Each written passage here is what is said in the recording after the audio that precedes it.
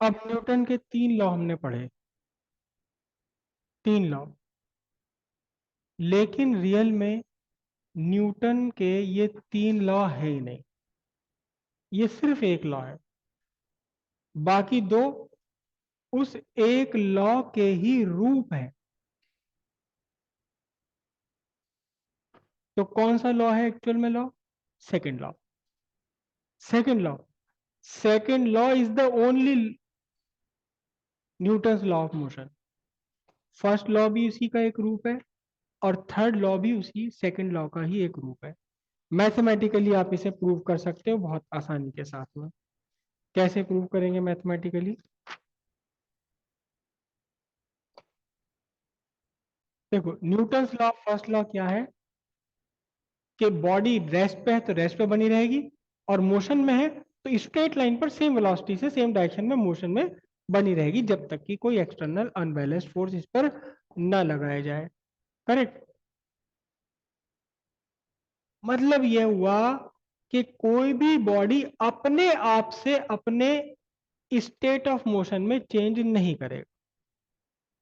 कोई भी बॉडी अपने आप से अपने स्टेट ऑफ मोशन को चेंज नहीं कर सकती। स्टेट ऑफ मोशन को चेंज करने के लिए बाहर का एक कॉज चाहिए। कॉज चाहिए एक, जिसे हमने कहा फोर्स चाहिए, है ना? मतलब अगर फोर्स ना मिले तो बॉडी के मोशन में कोई चेंज नहीं होगा। मोशन में चेंज ना होने का मतलब क्या चेंज नहीं होगा? हाँ? नहीं, वही तो क्वेश्चन है कि स्टेट ऑफ मोशन चेंज ना होने का मतलब क्या है? हम्म? नहीं, रेस्ट की बात ही नहीं है। स्टेट ऑफ मोशन चेंज ना होने का मीनिंग है कि उसका वेलोसिटी वेक्टर चेंज नहीं होगा।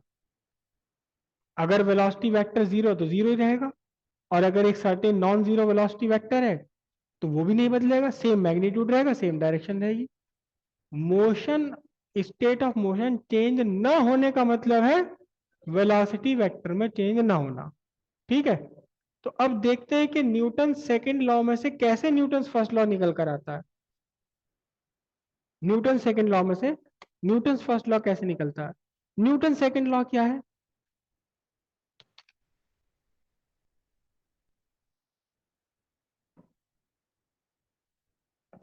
Bye Newton's second law.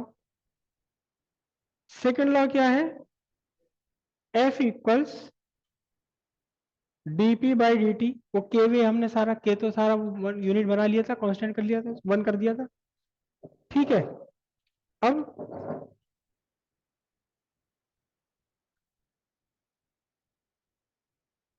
In the absence of force, absence of force यानी किसी बॉडी पर फोर्स वेक्टर जीरो, तो फोर्स वेक्टर जीरो होने का मतलब क्या हुआ? फोर्स वेक्टर जीरो होने का meaning DP by D T का जीरो होना। डीपी क्या है? मोमेंटम, इसका जीरो होना। मास तो जीरो हो नहीं सकता कभी, वो सॉरी मास कांस्टेंट है। अब यहां देखिए, दो क्वांटिटी है, एक तो आपकी क्वांटिटी है एम और एक क्वांटिटी है डीवी बाई डी टी। एक तो क्वांटिटी है मास, दूसरी क्वांटिटी है rate of change of velocity. इन दोनों का मल्टीप्लीकेशन जीरो है, तो ये तो तभी पॉसिबल है या तो दोनों जीरो या दोनों में से कम एक तो जीरो, तभी तो पॉसिबल है जीरो होना। दो a into b equals to zero, या तो ए और बी दोनों जीरो या दोनों में से कोई एक जीरो। ठीक है? लेकिन लेकिन कोई भी बॉडी हो, मास तो जीरो नहीं हो सकता उसका। तो इन दोनों के प्रोडक्ट जीरो होने के लिए कंडीशन क्या बनी आपकी? डीवी बाई डी टी क्या हो आपका? जीरो हो। अच्छा बताना तो सही जरा, किस क्वांटिटी का डिफरेंशिएशन जीरो होता है? किस क्वांटिटी का डिफरेंशिएशन जीरो होता है? बताओ, किस क्वांटिटी का डिफरेंशिएशन जीरो होता है? एक कांस्टेंट क्वांटिटी का डिफरेंशिएशन जीरो हुआ करता है। तो अगर वेलोसिटी का डिफरेंशिएशन टाइम के रेस्पेक्ट में जीरो है तो इसका मतलब क्या हुआ, वेलोसिटी क्या है, कांस्टेंट है, और यही तो फर्स्ट लॉ है। अगर वेलोसिटी जीरो है तो जीरो बनी रहेगी कांस्टेंट, और अगर नॉन जीरो कुछ सर्टेन वैल्यू है तो जो भी है अपनी डायरेक्शन के साथ वो कांस्टेंट ही बनी रहेगी वेलोसिटी। यही क्या है,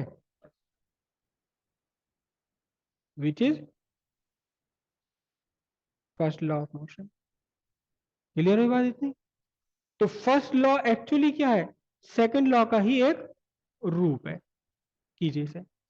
ठीक है, न्यूटन्स का जो थर्ड लॉ है, action reaction, law of action reaction, वो भी सेकंड लॉ का ही एक रूप है। कैसे है, दो बॉडीज थी, ए और बी, चलती हुई आ रही थी, और यहां दोनों ने एक दूसरे को टच किया, कांटेक्ट किया, फोर्स लगाया। क्या फोर्स लगाया, ये दोनों चलती हुई आ रही थी इधर और एक दूसरे से टकरा गई। ये फोर्स लगा, force on A due to B. ये फोर्स लगा, force on B due to A. F A B क्या है, force on A due to B. और एफ बी ए वेक्टर क्या है, F B A vector force on B due to A. लेकिन बाहर से तो कोई नहीं आ रहा, नेट फोर्स मतलब एक्सटर्नल फोर्स कितनी है, जीरो। तो इसका मतलब एफ ए बी और एफ बी ए दोनों मिलकर कितने होने चाहिए, जीरो। मतलब F A B is equal to minus of F B A. Action के इक्वल है, अपोजिट है रिएक्शन। तो न्यूटन थर्ड लॉ भी एक्चुअली सेकंड लॉ का ही एक प्रूफ है।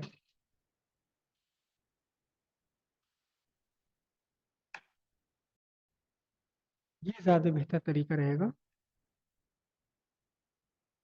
दो बॉडीज हैं, ए और बी, दोनों एक दूसरे की तरफ आ रही हैं। ए की वेलोसिटी ज्यादा है बी से, तो दोनों ने आपस में क्या किया, कोलाइड किया, दोनों आपस में टकरा गई, कोलाइड कर लिया दोनों ने। ठीक है, बी ने ए पर फोर्स लगाया, this is F vector, force on A due to B. A ने भी बी पर लगाया, एफ बी ए, जिस पर लगा वो पहले लिखते हैं, जिसने लगाया उसे बाद में लिखते हैं। ठीक है, अब इन फोर्सेस के लगने से चेंज आ गया, चेंज इन मोमेंटम ऑफ ए।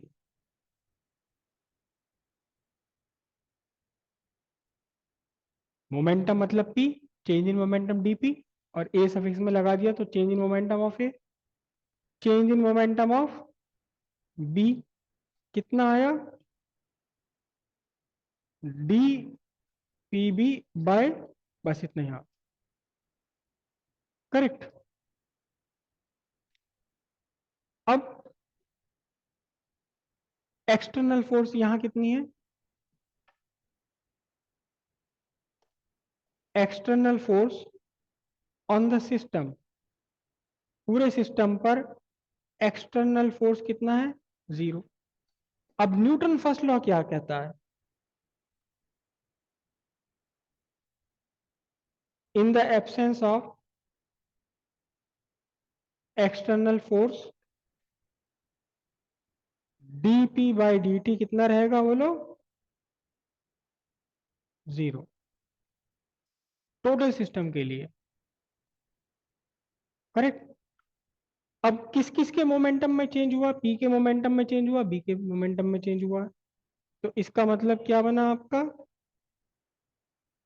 चलो एक लाइन यहां से मैं और लिख लेता हूं, डी टी को मल्टीप्लाई करूंगा जीरो से तो भी क्या आएगा, जीरो।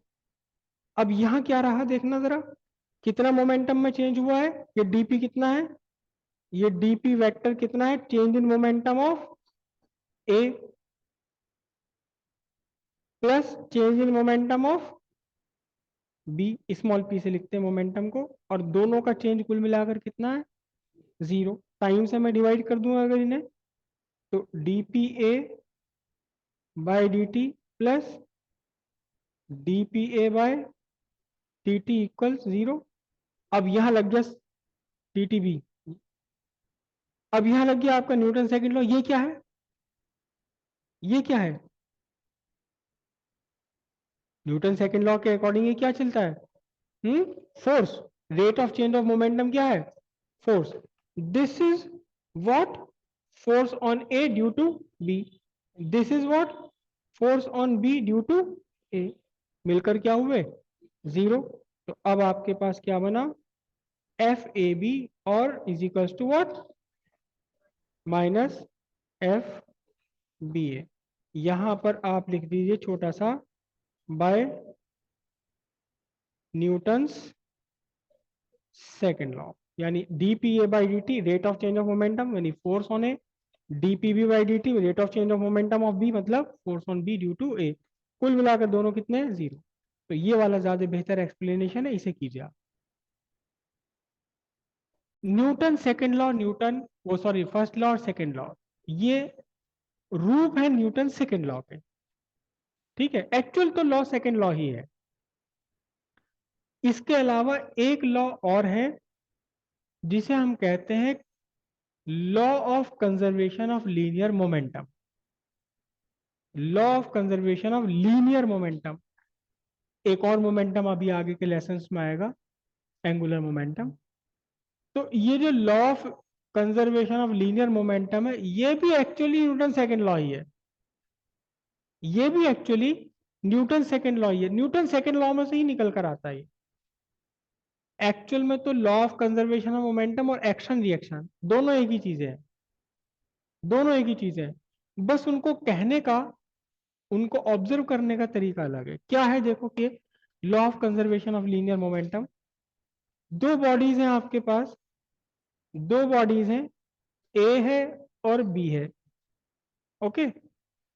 दोनों एक ही डायरेक्शन में एक ही लाइन पर चल रहे हैं, सेम डायरेक्शन है, सेम लाइन ऑफ मोशन है इनका।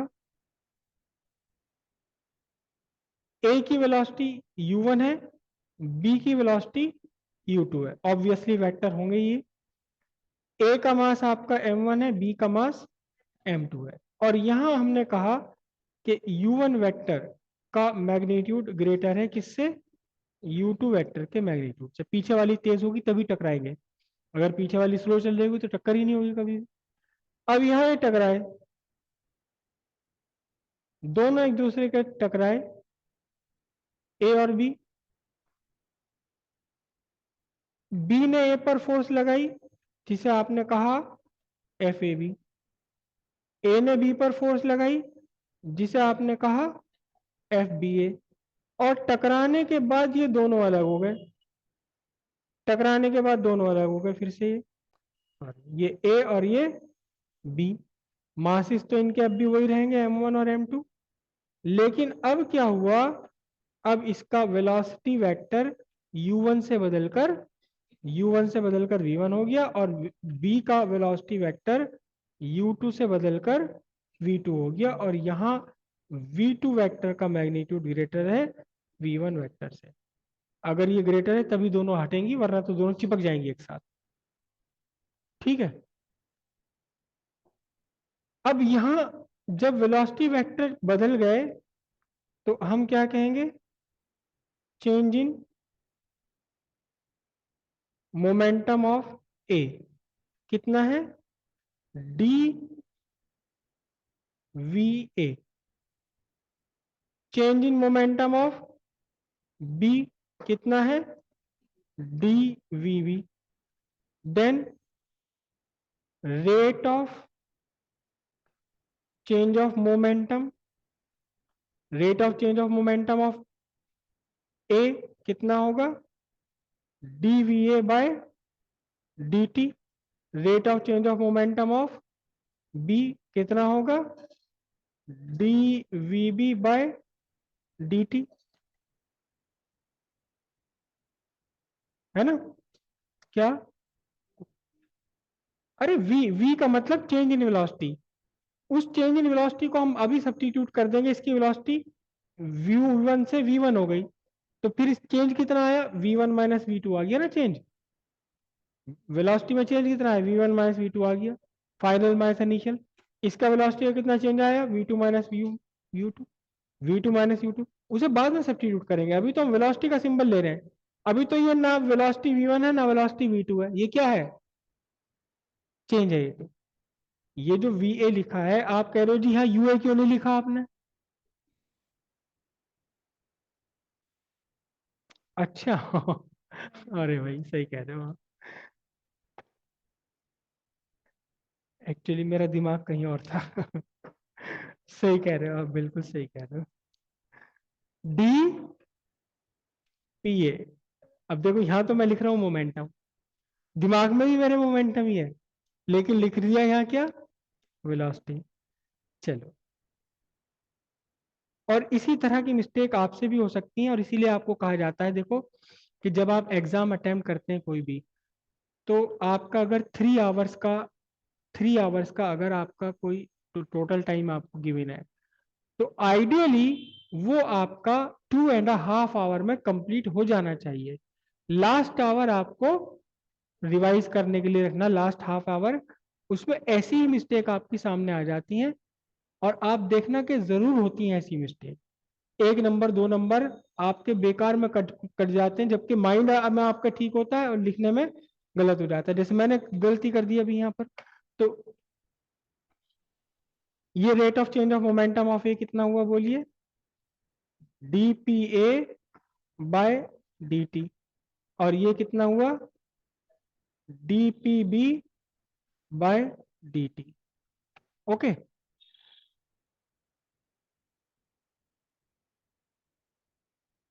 Bye Newton's second law, Newton second law के अकॉर्डिंग ये वाला क्या बनेगा बोलो, D P A by D T, it is what, force on A due to B.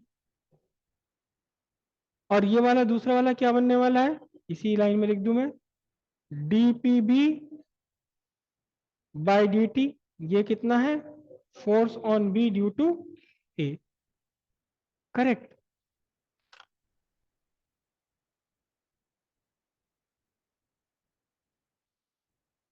In the absence of external force, F A B plus F B A, दोनों मिलकर कितने, substitute कर दीजिए इनकी वैल्यू, ये क्या है, D P A by D T plus D P B by D T equal 0। मैं टाइम से मल्टीप्लाई कर दूं, तो D P A plus D P B equals क्या हो गए, 0। करेक्ट। और ये क्या चीज है बताओ, ये है आपका मास ऑफ ए इंटू, मास तो बदलता ही नहीं है, तो dva plus mass of B into dvb। यहां था एक्चुअली मेरा माइंड जब मैं वो लिख रहा था, ये चीज लिखी गई, राइट। अब देखना जरा ध्यान से, एम ए कितना है, m1, और ए की, ए बॉडी में कितना वेलोसिटी का चेंज हुआ बताओ, वेलोसिटी का कितना चेंज हुआ, फाइनल वेलोसिटी v1 हो गई, और इनिशियली कितनी थी, u1। तो इस dva को चेंज इन वेलोसिटी क्या लिखा जाएगा बोलिए, v1 vector minus u1 vector plus m2, m2 इसकी वेलोसिटी में कितना चेंज हुआ, फाइनली v2 हो गई, थी कितनी, u2। तो ये वेलोसिटी का चेंज क्या, v2 vector minus u2 vector, है ना। अब उसके बाद क्या बना देखिए, मल्टीप्लाई कर दीजिए, हाँ is equals to 0, m1 v1 vector minus m1 u1 vector plus m2 v2 vector minus m2 u2 vector equal 0। देखना जरा, m1 v1 vector plus m2 v2 vector equals, मैं इसे उधर ले जाऊं, m1 u1 vector plus m2 u2 vector. अच्छा बताना तो सही जरा, m1 v1 वेक्टर क्या है? m1 v1 वेक्टर क्या है? m1 v1 वेक्टर इक्वल्स है मोमेंटम ऑफ ए बिफोर, नहीं नहीं नहीं, बिफोर नहीं, आफ्टर कोलिजन, टकराने के बाद। m2 v2 वेक्टर क्या है? Momentum of B after collision. ठीक है, बाकी दोनों को भी हम लिख लें। m1 u1 वेक्टर कितना है? Momentum of A before collision. m2 u2 vector कितना है? Momentum of B before collision. अच्छा देखना तो सही जरा, ये बिफोर कोलिजन है, ये आफ्टर कोलिजन है। m1 ये मोमेंटम ऑफ ए, ये मोमेंटम ऑफ बी, इसका मतलब ये दोनों जुड़कर कितने हो गए? Total momentum of system. ऐसा सिस्टम, कौन सिस्टम? सिस्टम जो बॉडी ए और बी से मिलकर बना हुआ है, बॉडी ए और बॉडी बी मिलकर के एक सिस्टम बना रहे हैं। ए का मोमेंटम प्लस बी का मोमेंटम दोनों जुड़कर क्या हो गए? Momentum of system. क्या हो गई ये? चलिए लिख लेते हैं हम यहाँ, ये m1 u1 vector plus m2 u2 vector equals क्या हो गए? Momentum of system. कब? Before collision. और अब ये क्या बना? m1 v1 vector plus m2 v2 vector. ये क्या है आपका? ये मोमेंटम ऑफ सिस्टम, लेकिन कब? After collision. तो क्या पता लगा? क्या पता लगा? देखो बहुत ध्यान से, यहां ये कंडीशन अप्लाई हो गई, in the absence of external force. क्या? Momentum of system after collision equals momentum of system before collision, है ना? लिखूं क्या इस स्टेटमेंट को? चलिए लिख ही देते हैं। Hence in the absence of external force,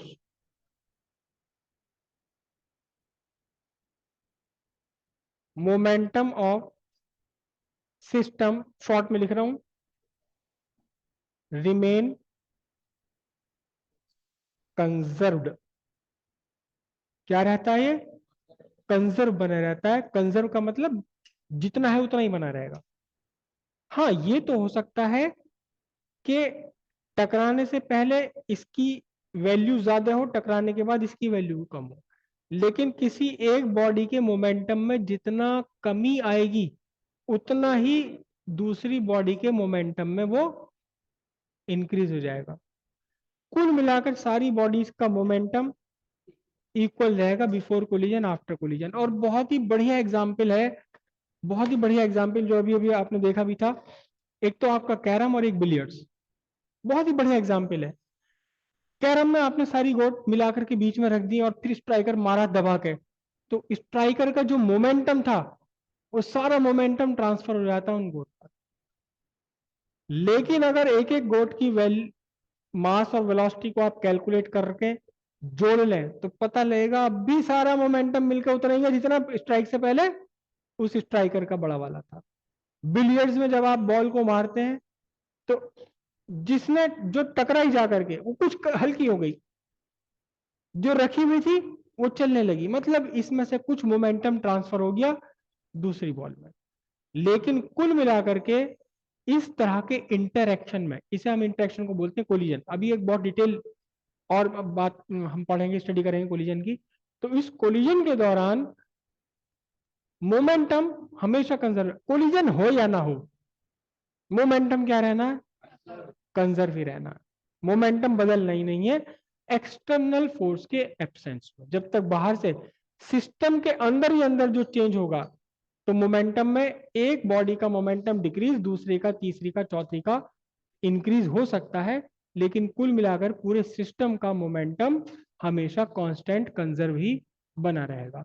तो ये भी एक्चुअली न्यूटन सेकेंड लॉ ही है, न्यूटन सेकेंड लॉ ही है, लेकिन इसे क्या कह दिया गया, लॉ ऑफ कंजर्वेशन। जैसे न्यूटन सेकेंड लॉ को कहा गया law of inertia, first law, second law, third law को लॉ ऑफ एक्शन रिएक्शन, लेकिन है तो वो सेकेंड लॉ। ये भी law of conservation of momentum, लेकिन एक्चुअली है भी क्या है क्या है, सेकेंड लॉ ही है, सेकेंड लॉ का ही एक रूप है। क्या, law of conservation of linear momentum. तो इसे आप कर लीजिए। कहाँ से, यहां से स्टार्ट करना आपने।